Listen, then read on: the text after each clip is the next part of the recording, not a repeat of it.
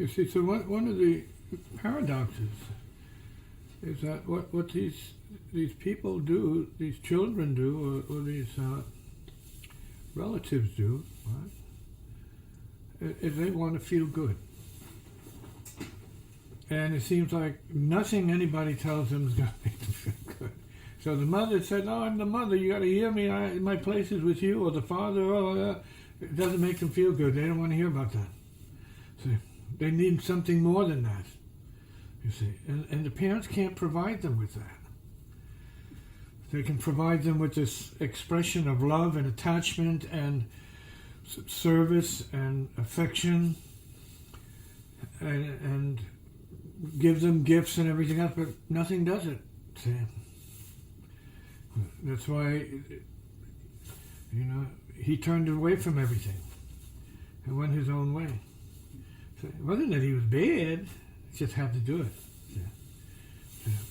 That was his journey, was to go to the end of that feeling of, or the rush of pleasure. False bliss, because he's so blissed out, but it didn't amount to happiness. It didn't amount to saying, I have to be beyond all of this. This thing has got me. When you get to that point, you say, this thing has got me. I'm a prisoner of this thing here all of a sudden. Then you're waking up.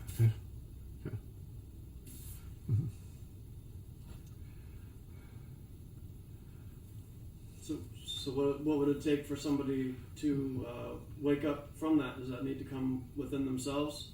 If you're saying that most people can't be talked into it? It could be anything to change the game for them. It could be a friendship, it could be a pet, it could be anything. See? That all of a sudden distracts the person from their doomsday program, and they're interested outside of themselves. They become interested in somebody or something outside of what they were going through, suffering or seeking.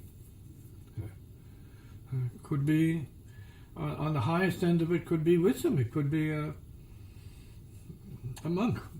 Meet a monk along the way. And the monk is happy for no reason. He's just laughing because, he's just happy, He's free. So that happens. I met a monk along the way, on the way to the bar.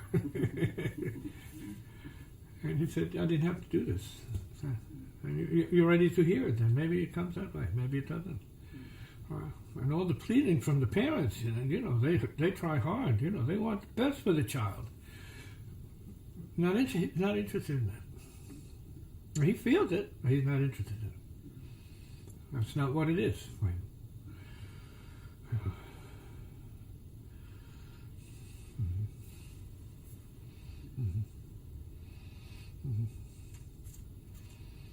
Now there is a spiritual side to this whole, I guess you might say, drama. And there are spirits. Sometimes it's the family spirits making him do what he's doing. Ancestral spirits who would do the same thing. And so he could feel he was in good company. That he was with relatives in his mind. Right? Because then he was doing what he was doing for them and himself, because they could experience what he's experiencing. And then they'd say, yeah, keep doing that. This is going to get more. Yeah, we like this. So that's also possible. We're not saying that's what happened to him, but that is certainly possible. See? And that's the influence of the bad spirits, right? Or the playful spirits, the pranksters, the rascals. And then you have the more higher spirits, the wisdom spirits, and then they would say, no, hey, stop. Say, take care of yourself. And then he could receive that. But, only when he's ready. Only when he's ready. You see, and the beauty and the tragedy of this is the parents never know when he's ready in that way, because he doesn't know when he's ready. It's got to happen. See? And that means like the universe has to give permission for that to happen. And then he stops. It was just the right time. Nobody and nothing was responsible for it. He just woke up. Said, "Oh, I'm not doing that anymore. Can't do it. Now I have something else I need to do." And it's not miraculous or anything like that. It's just time. The time came when, boom, that stopped and something else had to go into effect. Now we'll start, then let's say, that would be the beginning of their new lease on responsibility and survival as a human. And maybe the development of their individuality, which they can be proud of, so to speak. That sometimes happens. Just as in many cases, the people have these mishaps. And because they're in the mishap, right, the accident or whatever, whether it's plane crash, boat crash or whatever, they become conscious.